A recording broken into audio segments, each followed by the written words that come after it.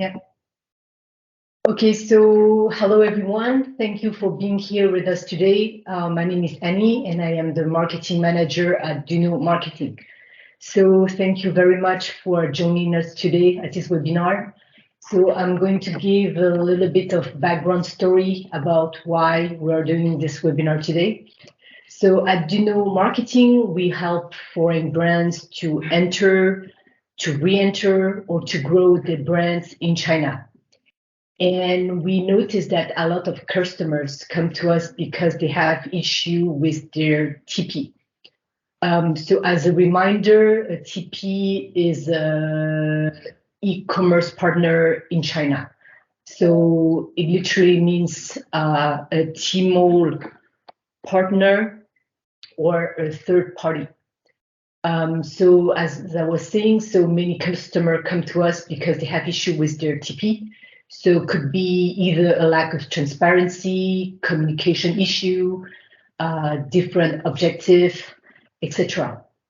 And following that observation and these recurring problems our customers were facing, we decided to write a white paper about common mistakes when partnering with a TP. And the second thing we notice is people don't care enough about data.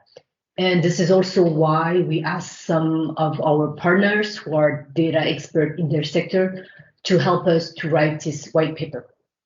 And following this white paper project, we decided to organize 3 webinars, so each with one of our partner. And today we are with Alexandra Yao, who will explain to us how data can make China e-commerce easier. So we have prepared a few questions in advance. So the question we received the most, but feel free to react or ask any question in the chat at any moment during this webinar. And we will also have a Q&A session at the end of this event.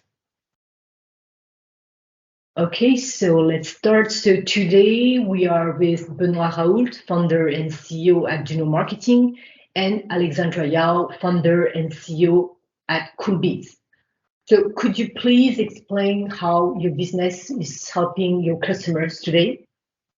Who wants to start? I'll let you decide.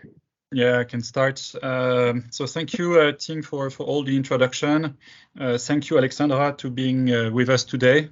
That's important to have our partner around us, and it's important also to clearly show that a marketing agency doesn't work alone. We work with the TP of the brand. We work with a couple of partners around us to make things possible. So that's also important. It's a big team working toward the same goal as the brand. So I'm the founder and CEO of Duhno. Today, we believe that we are legitimate in terms of talking about our experience working with brands. I would say in packaged food in general, in fashion, we are having some experiences in those 2 areas at least that we can use and share as example along the presentation today. And this experience has been acquired along the years, working with some brands, partnering with their TP, understanding what kind of data as agency we like to see, we like to have, we like to receive in order to make our job better. So we will share about those experiences today. Cool. And hi guys, I'm Alexandra Yao and I'm a Chinese living in France. I've been working 8 years in finance, so mostly in auditing and consulting, which means I went through like financial statements of different companies. I'm a culture lover, obsessed with data, very, very KPI minded. Today I founded Coolbeans, which is a company that helps European ethical and sustainable brands to sell in China. And my core business is to be your part-time country manager. That means I have to decode culture differences, to understand the market with data, and choose the right partners, so notably the TPs, and control your brand's image. It's very nice to meet you. Thank you very much for your energy. Can feel it. I have a ton, yeah. So let's start with the first question. So how would you compose a winning team to manage a brand in China? Wow, that's really a big question. I don't think I have the perfect answer to it, but I surely know like tips not to have a team that fail, let's say. So I think we all agree on the fact that China is not a plug and play country, as they say. It's really hard for brands nowadays just to open a legal entity in China, rent an office, hire an entire team of 10 people, because that add a lot of lines to your country P&L. So how to choose external players in your team become extremely crucial in this process. You have to hire agency that can work together to guarantee the success of this project. For example, your marketing agency needs to know how to work with your TP. I think Benoit, you totally agrees on this. Do you want to add like something on that? No, I think you are right. I mentioned it a little bit in the introduction earlier, saying that it's a team working in China in the goal of the brands. And the agency, we are only one component of this. We cannot work alone. We need other people around us. So the TP is usually one. So either one TP, some brands we work with have sometimes multiple TP for multiple channels. We also work with their distributors, because sometimes the offline distribution is also important to engage with, and I'm sure you will also talk about that.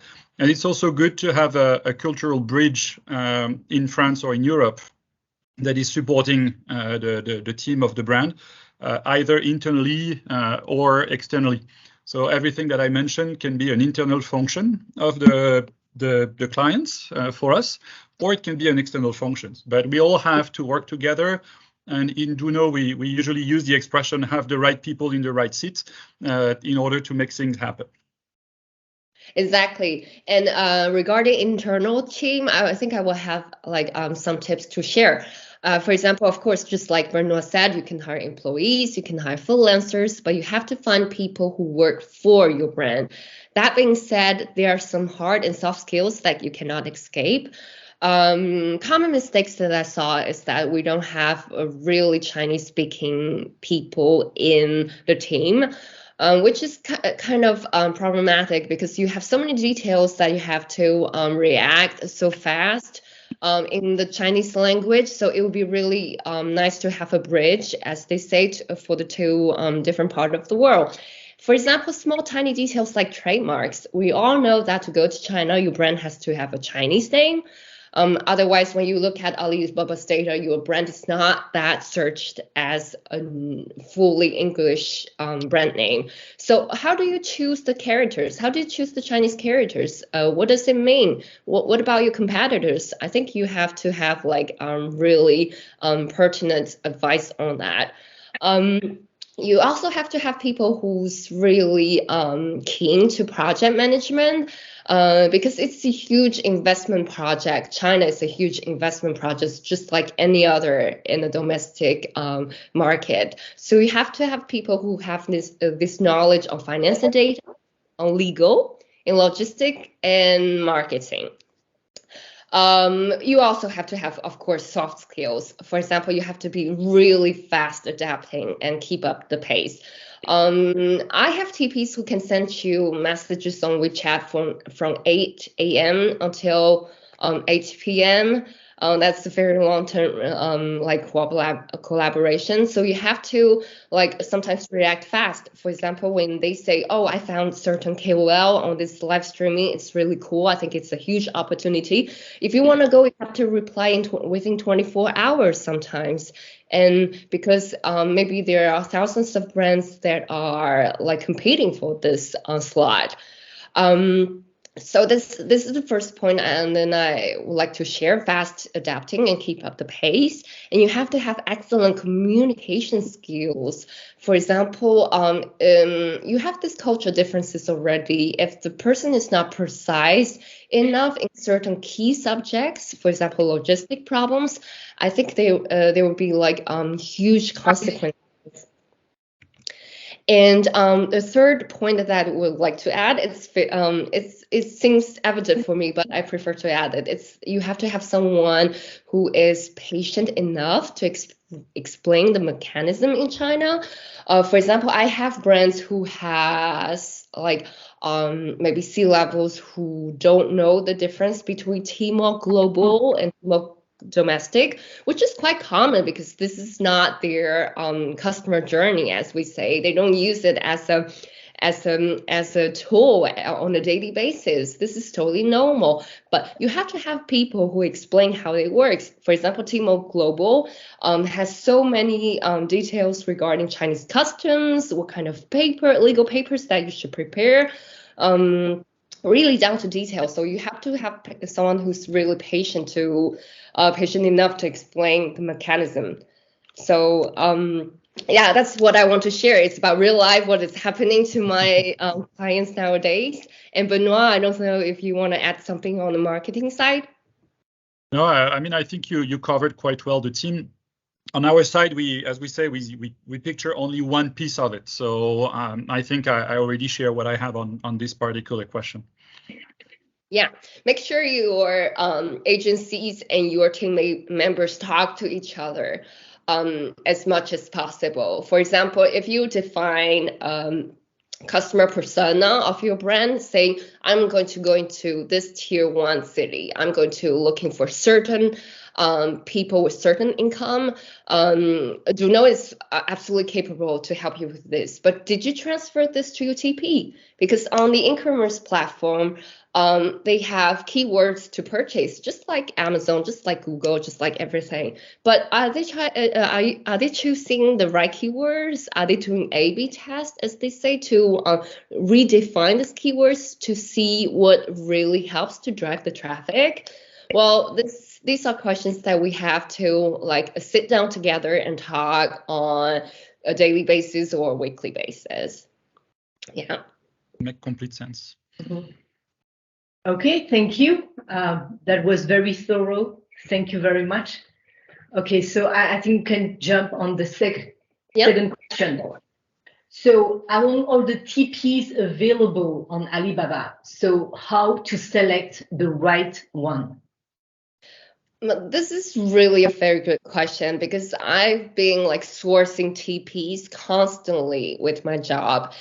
And there are literally thousands of them on the market. They can be Chinese speaking only, they can be bilingual, they can be based in China, based in France, based in everywhere. But how do you select the right one? Well, there's so many different ways to do, but I think there will be certain strategy to follow as well. For example, the first thing I would do is look at the TP's categories and experience and cases.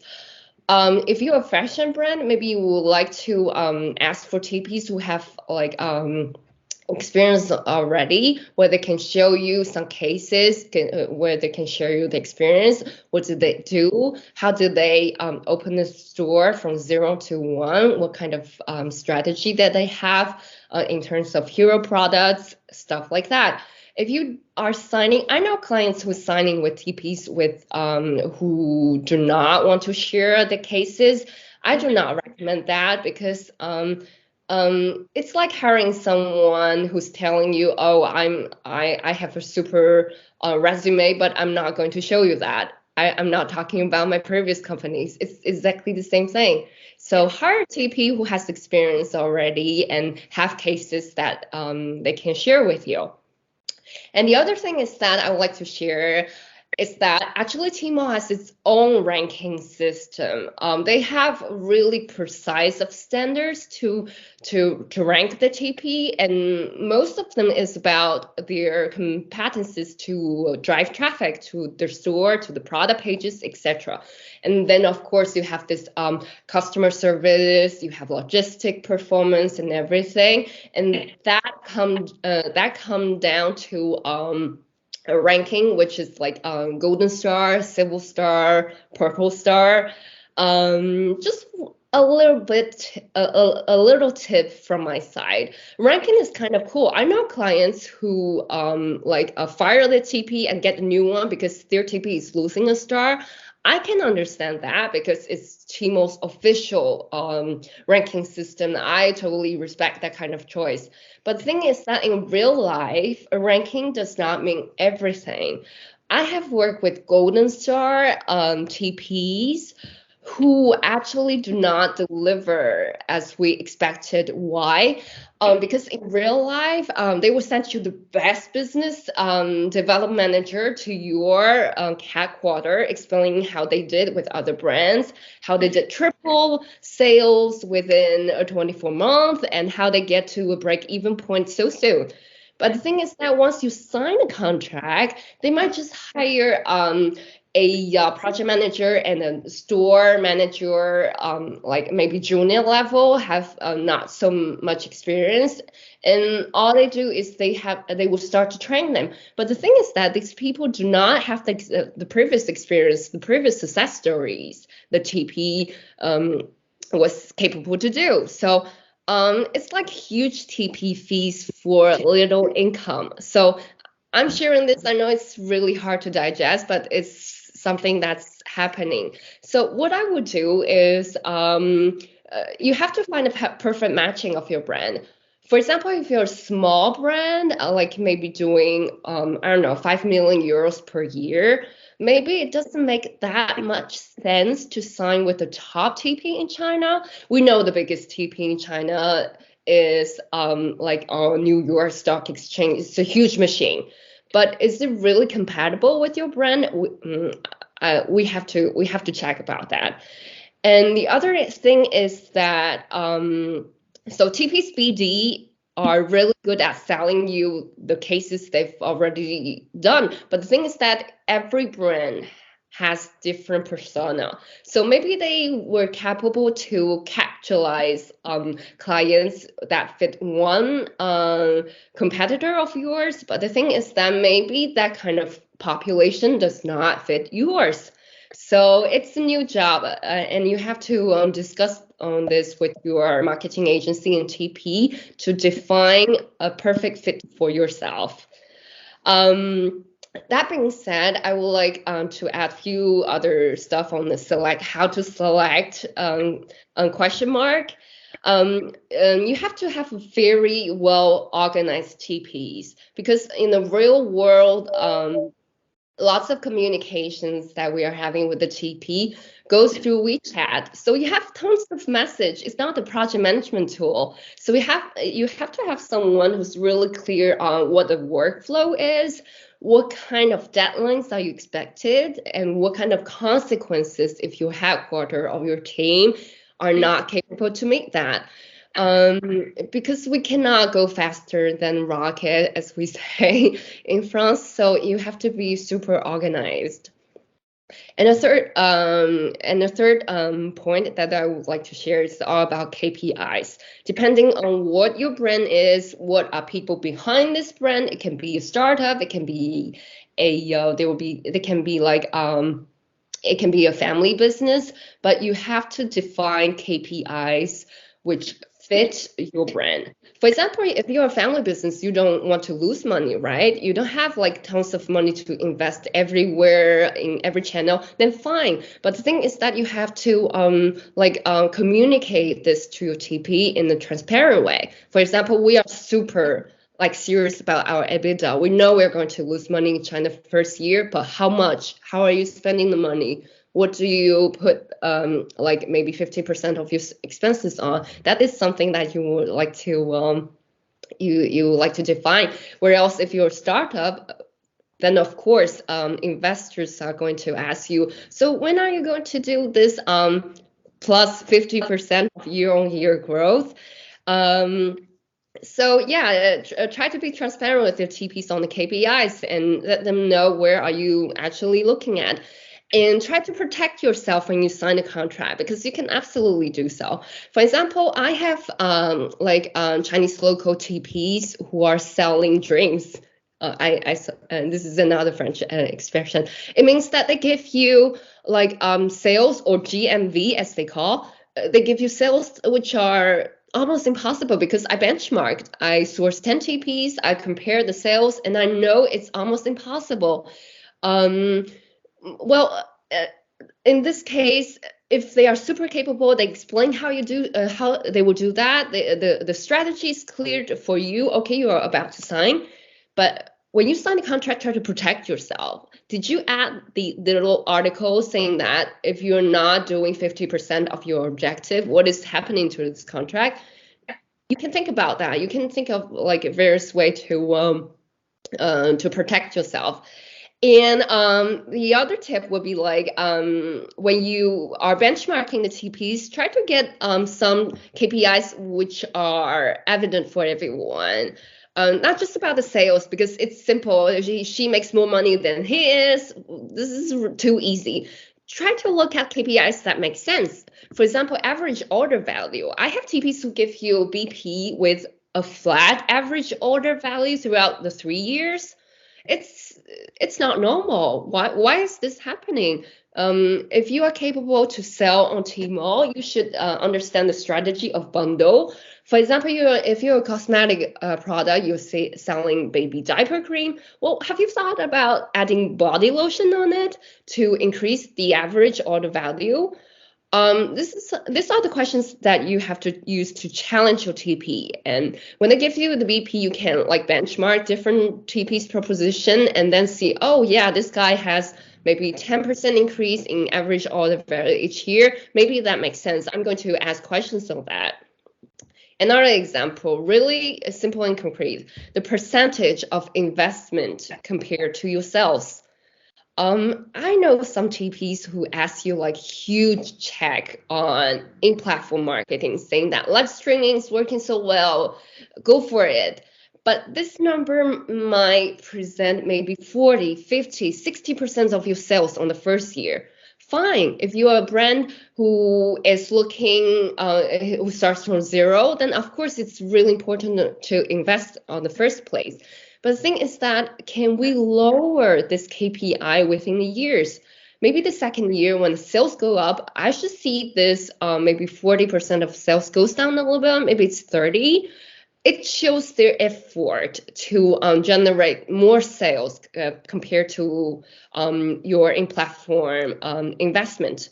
So those are the KPIs that you can absolutely look at. And the last thing is that it should be a TP that is capable of working with others. I know we mentioned it earlier, but it's super important, so I prefer to add it in the same time. It's all about coordination. Headquarters are not always right. But the thing is that they have to be informed. It's their business, it's their strategy, it's their decisions. So you have to have people in the circle to coordinate with each other and keep everyone informed for the next steps. Yeah, that was a pretty comprehensive answer. Really long, but everything. That's why, yeah. No, that's good. That's good. On our side, so we don't necessarily help brand to select TP. With some brands, we actually are asked, and we like that, to be part of the recruitment process more at the end, in order to have an interview with the TP and understand how we could work with the TP. So this is really considering the ecosystem as a team. And then sometimes we have this exercise, and we believe it's an important one because we will be working as a team, and it's important to understand what the TP is doing, what we are doing as an agency, and what could be the overlap, if we have any, how to solve those overlap if it happens that we have some. So this is one, I would say, one key important part. The other aspect is to check what the TP is willing to share with us. We need some information. We need some specific data. I think we will talk a bit later about those data and KPIs that we can look at. But there are some metrics for us that are really important to gather. So the vanity metrics, we don't really care. But the traffic from off platforms, so the TP are usually here to manage everything that is on platform, so on the e-commerce platforms. We are more here to manage everything that is off platforms for the brand. And we need to generate traffic to the e-commerce points. And then we need to understand if what we are doing as campaigns are actually working. And we need for this the numbers from the back end of Tmall or Jingdong to understand the traffic that is coming from off platforms. So on our side, we know how many traffic we supposedly have sent, but it's good to have the traffic on the other end. And it's also good to have what is the percentage of conversion from that traffic down the funnel to an actual sales. So this is also an important metric for us. So it's important to look at some of those metrics and be sure that the TP is willing to share it and willing to engage with us at sharing those data and information. Exactly, and a good marketing agency will ask constantly a TP. So I've done this posting. So I've worked with this KOL, KOC. What is happening on your sales end within 3 days, within 5 days? What is happening on the sales? Is it did you see like an increase in number of visitors on your store? What is happening? And that's to a diagnostic. That's to like analyze it like all together to see what's happening and what can we do better. Exactly. Okay, thanks. So we still have 4 questions to go and not that many times. So I love your passion with your answer, but let's try to be more sure. Concise. So how to challenge your TP's profit and loss? Yeah, so P&L or profit and loss, just like Ting said, is a very, very important financial statement. So have it checked by your CFO if it's possible, because the TP is not specializing in all finance matters. Their goal is to show you what are the sales, what are their in-platform marketing investment, and what is your EBITDA on their side for China. The thing is that I always challenge my TPs on the KPIs that I mentioned earlier. So if you like really define the KPIs that you would like to look at the first beginning, even before signing the contract, I think you do not have the problem on knowing how to challenge your TP on a weekly or monthly basis. But it's really important to talk with them at least once per month to see why there's the differences between estimated and actuals, because that's it's very sad, but that's what happened to us every day. Most of the TPs have tendency to give you a higher sales than you expected, which is real life. So you have to be really careful on that. Yeah. Yeah, same here. I mean, for us, we usually challenge the TP on their sales objectives by also the amount of marketing budget the company is really able to put for the branding and for the campaigns. Some company come to us and I would say goes with a marketing budget that is representing 5% of the total expected income. That will not work, especially if your brand is new in China. This is not possible. Yeah. So yes, the TP is costing some money for sure. It's a team. It's an outsourced e-commerce team, and that has a value, but that doesn't replace marketing. And spending 5% of the expected amount of sales will not work. So you have also to work your unit economics and be sure about the investments you can put in order to be able to achieve the expected result from the TP. So this is really the key metrics we challenge on our side as the agency to be sure that the number that the TP is mentioning might be achievable, but needs certain investment in the P&L at other level. So are they considering that? Because it's easy to promise, but it's hard to deliver. So we are always careful about that. Exactly. Okay, thank you. That was maybe too much. Two extremes, yeah. Okay, so next question. So what kind of reporting are you asking from your TPs? To answer that question, I don't have like millions of reporting that I ask for from my TPs. I only have 3 of them. So operational, marketing, and logistic. Operational, I would like to have it once per day. I want to review my numbers on a daily basis. Because we've defined KPIs together, so I know exactly where to look at. You don't have to have thousands of numbers on your dashboard, but you have to have one because it's really a kind of tool to help people to make decisions. For example, what is happening if your sales just do not go up? I'm not talking about maybe 50% of increase, but maybe on a day-to-day basis, what is happening? How can you explain that? By maybe a promotional event or anything, it has to be crystal clear for everyone.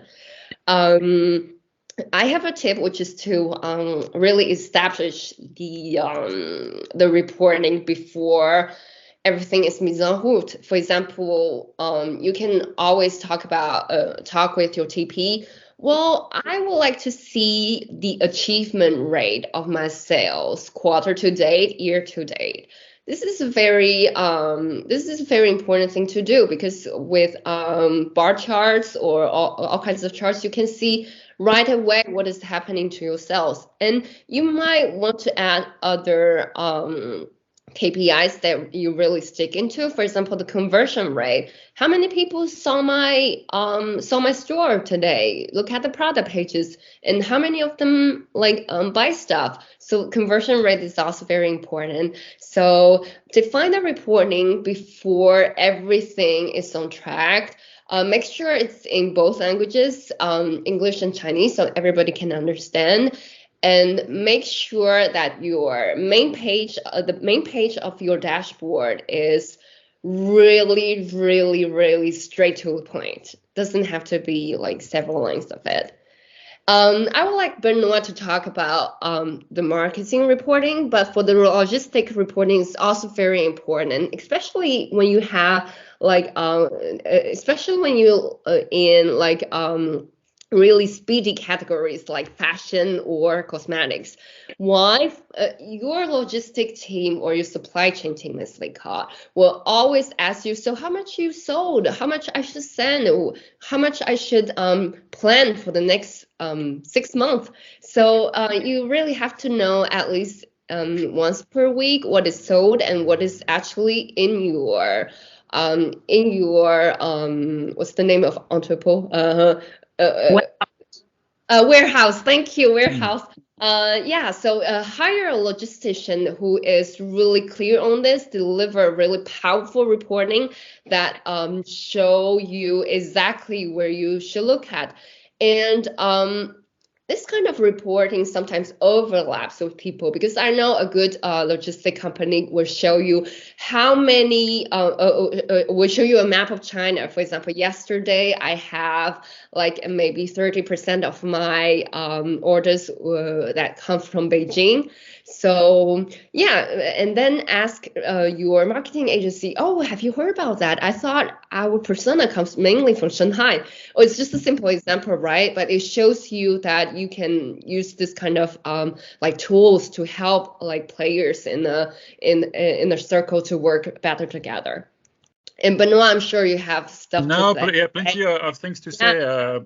I think thank you for bringing the fact that we have the TP, we have the logistics. So those two are a source of information that we use for the marketing aspect. So what we like to see from the marketing point of view, from the TP side, is really around the conversion rate. So you mentioned this. From our side, it's higher in the funnel, of course. So we try to have the building of the awareness.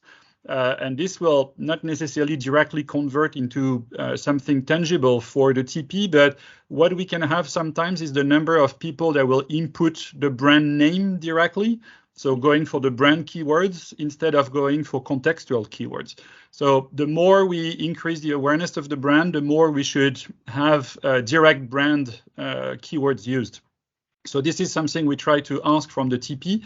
And then we look at the conversion rates from the traffic we generate from outside to inside, and then the conversion rates at each level of the funnel. So really awareness, consideration, conversion, and then eventually loyalty or repurchase, because we also do a lot of work with the CRM, and there is a part of the CRM that is inside Tmall, but there is also a part of the CRM in the social CRM to kind of activate the people in their purchasing behavior. and normally in the loop of acquisition. So when someone has buy a product for the first time, they have tested it, they have the wow moment with your brand, then how do you sell them a second item? So if you're, I don't know, cosmetic brand or a fashion brand, usually you can resell products to your audience. And it's usually cheaper marketing-wise to sell to a known customer than to sell to a new customer. Acquisition of a customer costs some money. And we also look at the lifetime value of the client, because if we can sell multiple times to a client, if the marketing acquisition cost of one client was costing, for example, the average order value for the first time, it's not a problem if you're going to sell 10 times to that client for his life. But if it's costing exactly the same amount as you spend in marketing for the beginning, but then you will sell only one of it, then it doesn't work. It's not a sustainable business model. So we also careful with some of the brands who have investment at the background, because they will tend to spend a lot of money, but don't necessarily pay too much attention in the acquisition cost of a new client versus the retention rates. So we also look at those numbers if the TP can communicate to us. So it's just to add a couple of ideas of metric, but I also agree with your vision of having a really simple dashboard for the daily routine, and only maybe goes deeper in the question every month or every quarter. You don't need every day to look in all the metrics. It's not possible. So it's also to make those decisions and look at the things from a wider spectrum, I would say. That's exactly that. Mm-hmm. Okay, thank you. So yeah, I really like that question. So my TP drives sales only by live streaming. ROI is good, but KOLs are also not cheap. Is it the right action to do? Well, yeah, live streaming. I think everybody knows what live streaming is. It's basically a tool of discounting your products, just like any other. Why is it working so well in China? Is that because you have a KOL explaining the product. They have like huge fans behind them, and they are credible. So when people looking at their cell phone screen and they check out the product, they are more likely to buy. That's why you have a high ROI. Sometimes we are talking about 3, we're talking about 4, and it's huge. But they are not cheap at all. Well, sometimes when I communicate budget to my clients, they were really surprised. They said, this is even like more expensive than in New York. This is the reality. So you have to spend this money carefully. I wouldn't say that driving sales only by live streaming is a good thing long-term wise, because it's really a huge investment, and it can only be a good thing if it's like well utilized. Why to say so? Because when you choose your KOL, you have to make sure that the data are good. What kind of live streamings they have done before? What kind of products? And of course, what kind of sales did they generated? And did they do a diagnostic right before each live streaming to see what's happening? What can they do better? These are the numbers that you have to get before deciding with a live streamer. And also brand can do live streaming on their own if you're super confident, and that allows you to lower a little bit the cost. But I don't think that the TP is doing something wrong, but it's definitely to consider like in the long term. For example, especially if you're a premium brand, if you want to do this like all the time, it might not be a very good decision. Do you have something to add on top of that, Benoit? No, exactly. I think your latest point was the things that we are careful about in terms of marketing. So live streaming is a promotion. So down the funnel, it's a promotion activity. It's not a marketing activity. And promotion means that you will certainly go with a discount. In China, it's usually related to discount or package sales or this kind of activities. So it can damage the brand, or in China quickly have the impression that the brand is a product, or the brand can be purchased as low a cost than the price that they announced on their Tmall or on their Taobao stores. So we we suggest usually the brand to use this really carefully.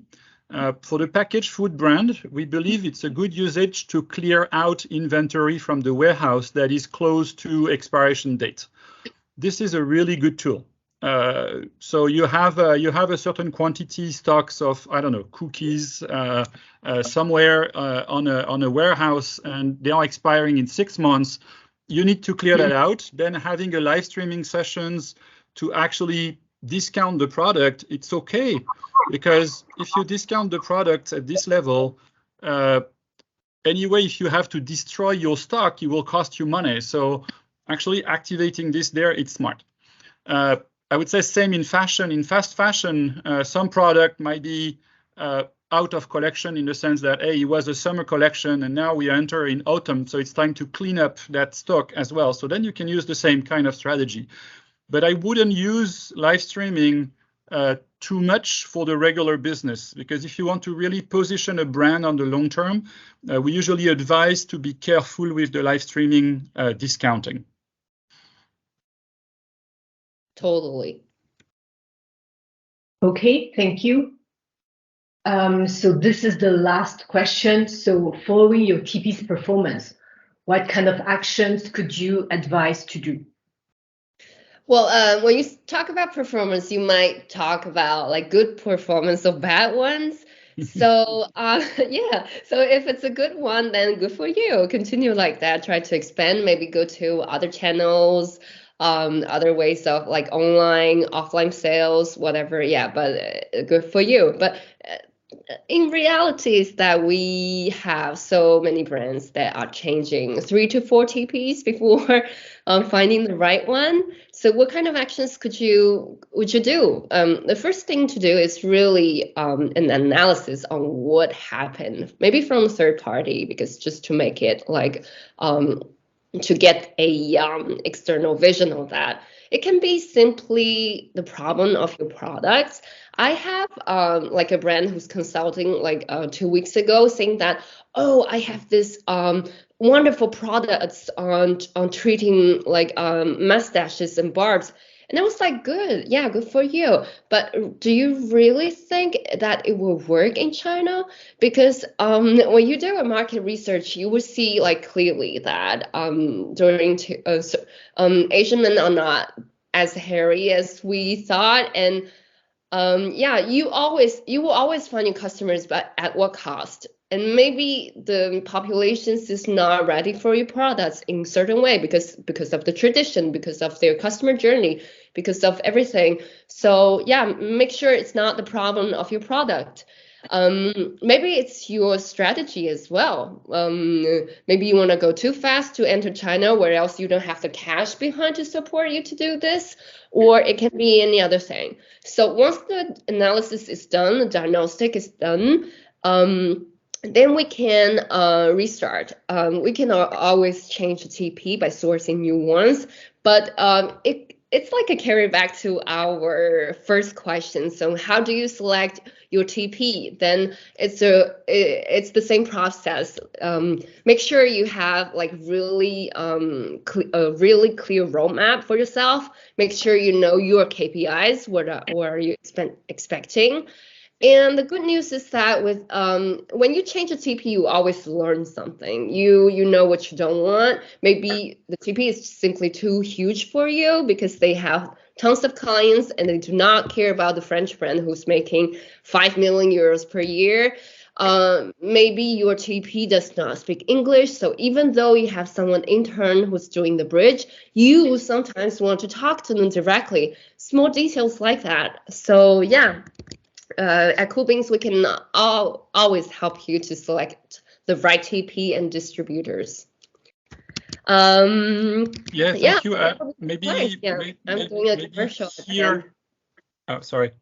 No, okay. So no. For us, I would say if your TP is having good performance, is usually the moment to try new things in terms of marketing.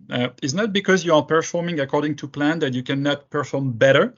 And we push some of our brands when they have good results on e-commerce to try to take a bit of risk and try to lead the market instead of following the market. We can see that quite often. Many brands tend to look at what their competitors are doing, and then they copy what their competitors are doing. On our side, we try to work with brands to give them the presence, the image of being the leader of their category in some activities, in some way of creating the content, in some, I would say, type of copywriting, type of engagement with the audience for the community management. So we try to help the brand to do that. So when your system is working, it's the moment to try to lead your category. And this is really important to continue to build your image. When the TP of your performance is not there, we talked about it a little bit before, like where the expectation too high? Are you investing enough to build your brand, or your brand was not there already, so it's really hard for the TP to go for? Have you communicated to your TP your persona, the customer journey you expect, the tone of voice you expect him to have? Because if you don't communicate that to your TP, it will take time to recreate this information.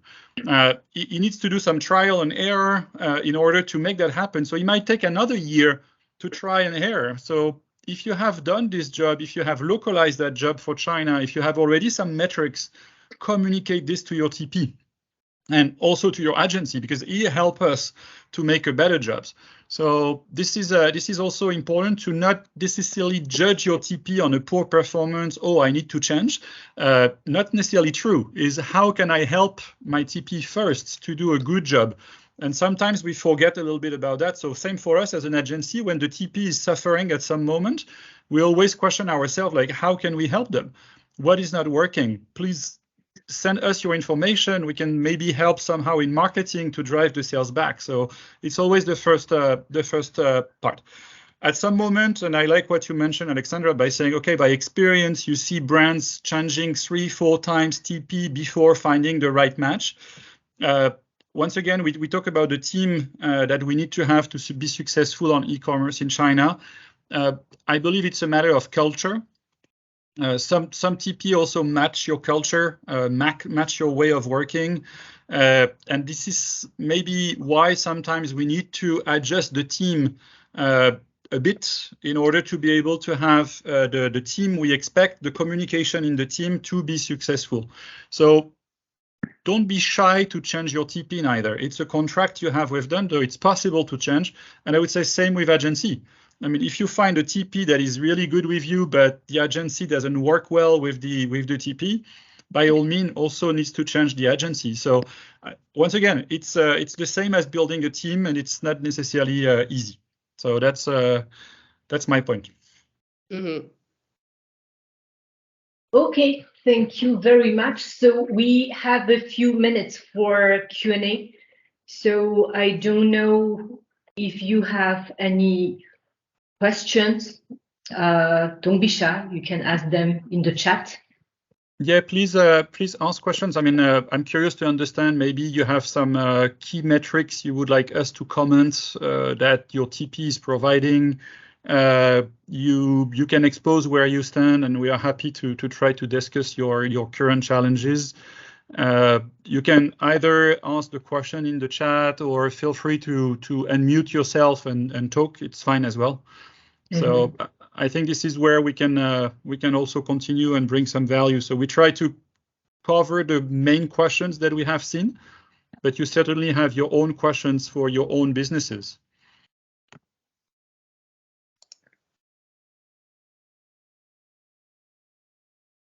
And while we are waiting for an eventual question, what I'd like to ask at the end is, could you please share a successful case study that you had with a customer? So no need to name the brand or the customer, but just to share a successful story. Well, you know how it works in business. Sometimes it's just never enough. But I've seen like TPs which are really working very well with the brand, because they are not executors only.